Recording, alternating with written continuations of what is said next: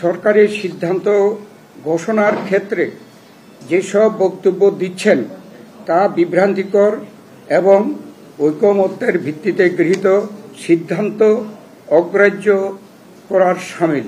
রাজনৈতিক দলসমূহের সাথে জাতীয় ঐকমত্য কমিশনের দীর্ঘ প্রায় 1 বছর যাবৎ আলোচনার ভিত্তিতে কতিপয় নোট অব ডিসেন্ট সহ ঐকমত্যের ভিত্তিতে রচিত জুলাই জাতীয় সনদ বিগত 17 অক্টোবর স্বাক্ষরিত হয় এবং দেশের সংবিধান ও আইন অনুযায়ী তা বাস্তবায়নে সকলে অঙ্গীকারবদ্ধ হই।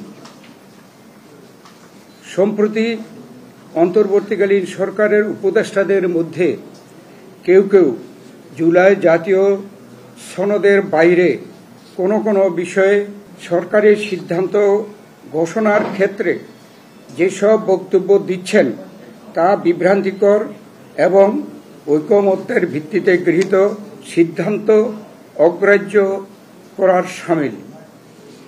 আমরা স্পষ্ট ভাষায় বলতে চাই যে জুলাই জাতীয় সনদে উল্লিখিত বিষয়দের বাইরে সরকার কোনো সিদ্ধান্ত ঘোষণা করলে সনদের স্বাক্ষরকারী কোনো দলের জন্য তা মান্য করার বাধ্যবাধকতা থাকবে না। সেই ক্ষেত্রে সকল দায় দায়িত্ব সরকারের উপরই বর্তাবে।